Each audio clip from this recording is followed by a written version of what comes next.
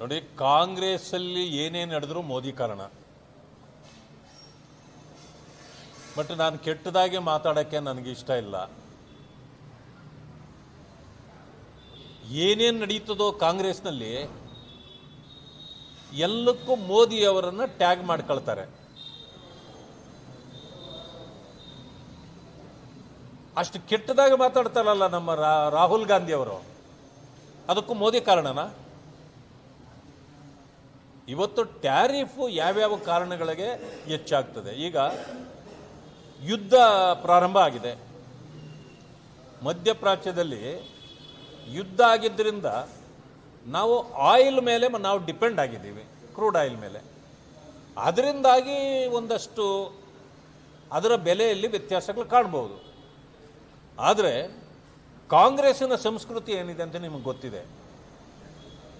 ಈ ಗ್ಯಾರಂಟಿಗಳನ್ನು ಮುಂದಿಟ್ಕೊಂಡು ಎಲ್ಲ ಬೆಲೆಗಳನ್ನು ಇವರು ಏರಿಸಬಹುದಾದ GSTಗೆ ಬರದೆ ಉಳಿದಿರ್ತಕ್ಕಂಥ ಎಲ್ಲದರ ಬೆಲೆಗಳನ್ನು ಇದುವರೆಗೂ 3-4 ಬಾರಿ ಏರಿಕೆ ಮಾಡಿದ್ದಾರೆ. ಈಗಲೂ ಕೂಡ ಅದೇ ಚಾಳಿಯನ್ನು ಮಾನ್ಯ ಮುಖ್ಯಮಂತ್ರಿಗಳಾಗಿರ್ತಕ್ಕಂಥ ಸಿದ್ದರಾಮಯ್ಯನವರು ಮುಂದುವರಿಸಿದ್ದಾರೆ.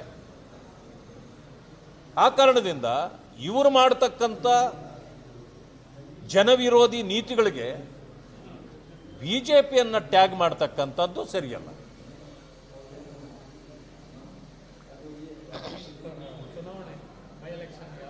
ನಾನು ಇವತ್ತು ತಾನೇ ಬಾಗಲಕೋಟೆಯಿಂದ ಬಂದಿದ್ದೇನೆ. ಬಾಗಲಕೋಟೆಯಲ್ಲಿ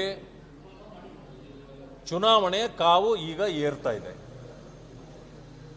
ಭಾರತೀಯ ಜನತಾ ಪಕ್ಷಕ್ಕೆ ಅಭೂತಪೂರ್ವವಾದ ಗೆಲುವನ್ನು ಅಲ್ಲಿನ ಜನ ಕೊಡ್ತಾರೆ ಅಂತಕ್ಕಂಥದ್ದು ನನ್ನ ಭಾವನೆ. ಯಾಕೆಂತಂದರೆ 3 ದಿವಸಗಳಿಂದ ನಾನು ಹಳ್ಳಿಗಳಿಗೂ ಹೋಗಿದ್ದೇನೆ, ಪಟ್ಟಣದಲ್ಲೂ ಇದು ಮಾಡಿದ್ದೇನೆ.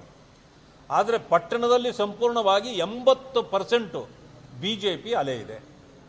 ಹಳ್ಳಿಗಳಲ್ಲಿ ಏನು ಮಾಡಿದ್ದಾರೆ ಅಂತಂದರೆ, ಸೋಲು ಖಚಿತ ಅಂತ ಗೊತ್ತಾದ ಮೇಲೆ ಮುಖ್ಯಮಂತ್ರಿಗಳು 5 ದಿನ ನಾನು ಇಲ್ಲೇ ಉಳಿತೀನಿ ಅಂತೇಳಿ ಠಿಕಾಣಿ ಹೂಡಿದ್ದಾರೆ. ರಸ್ತೆಗಳು ಗುಂಡಿಗಳು ಮುಚ್ಚಕ್ಕೆ ಅಲ್ಲೂ ಆಗಿಲ್ಲ ಪಾಪ. ಬೆಂಗಳೂರು ಮಾತ್ರ ಅಲ್ಲ, ಅಲ್ಲೂ ಆಗಿಲ್ಲ. ನಾನು ಹೋಗಿದ್ದೆ ಒಂದು ಹಳ್ಳಿಗೆ, ಕೆಂಪು ಮಣ್ಣು ತಂದು ಹಳ್ಳ ಮುಚ್ಚಿಬಿಟ್ಟಿದ್ದಾರೆ ರಸ್ತೆಗಳಲ್ಲಿ. ಇದೇನೇ ಕಪ್ಪು ರಸ್ತೆ, ಕೆಂಪು ಮಣ್ಣು, ಇದೇನು ಹಿಂಗಾದೆ ಅಂತ ನೋಡಿದ್ರೆ ಅಲ್ಲಿ ಜನ ಹೇಳಿದ್ರು ನಾಳೆ ಇಲ್ಲಿ ಮುಖ್ಯಮಂತ್ರಿಗಳು ಬರ್ತಾರೆ ಅದಕ್ಕೆ ಅಂತ.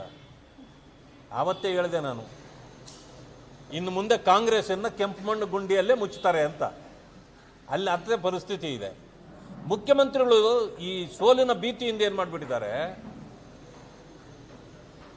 ಈ ಸರ್ಕಾರದಲ್ಲಿ ಕೆಲಸ ಮಾಡ್ತಕ್ಕಂಥ ಟೀಚರ್ಗಳು ಅಧಿಕಾರಿಗಳನ್ನು ಅವರಿಗೆ ಕಾರ್ಯಕರ್ತರು ಸಿಗ್ತಾ ಇಲ್ಲ. ಅದರಿಂದ ಇವರು ಟೀಚರ್ಗಳನ್ನ ಎಲ್ಲ ಜೊತೆಯಲ್ಲಿ ಹಾಕ್ಕೊಂಡು ಕ್ಯಾನ್ವಾಸ್ ಮಾಡಿಸ್ತಾವ್ರೆ. ಒಂದು ಹಳ್ಳಿಗೆ 5ರಿಂದ 10 ಲಕ್ಷ ರೂಪಾಯಿ. ಮುಖ್ಯಮಂತ್ರಿಗಳು ಹೋಗೋದಕ್ಕೆ ಮುಂಚೆ ಹೋಗೋದು ದೇವಸ್ಥಾನದ ಮುಂದೆ ಆ ಊರಿನಲ್ಲಿರ್ತಕ್ಕಂಥ ಪ್ರಮುಖರನ್ನು ಕರೆಯೋದು. ನೋಡಿ, ಫಸ್ಟ್ ಇನ್ಸ್ಟಾಲ್ಮೆಂಟು, 2ನೇ ಇನ್ಸ್ಟಾಲ್ಮೆಂಟ್ ಇನ್ನು 2 ದಿವಸದ 3 ದಿವಸದಲ್ಲಿ ಕೊಡ್ತೀವಿ, ಈಗ ಸದ್ಯಕ್ಕೆ ಇಟ್ಕೊಳ್ಳಿ ಅಂತ 5ರಿಂದ 10 ಲಕ್ಷ ರೂಪಾಯಿ ಒಂದೊಂದು ಹಳ್ಳಿಗೆ ಕೊಡ್ತಾ ಹೋಗ್ತಾ ಇದ್ದಾರೆ. CM ಅವರೇ ಕೊಡೋಕ್ಕಾಗುತ್ತಾ? ಮುಂದೆ ಕೆಲವರನ್ನು ಕಳಿಸ್ತಾರೆ, ಆಮೇಲೆ ಜನ ಸೇರಿಸ್ತಾರೆ, ಇವರು ಹೋಗಿ ಭಾಷಣ ಮಾಡ್ತಾರೆ. ಅಂದರೆ ಇವ್ರಿಗೆ ಸೋಲಿನ ಭೀತಿ ಎಷ್ಟಿದೆ ಅನ್ನೋದನ್ನು ಇಲ್ಲಿ ಕಾಣ್ಬೋದು. ಕಳೆದ ಚುನಾವಣೆಯಲ್ಲೂ ಕೂಡ ಕೇವಲ ಒಂದು 6-7 ಸಾವಿರದಲ್ಲಿ ಅಷ್ಟೇ ಗೆದ್ದಿದ್ದು.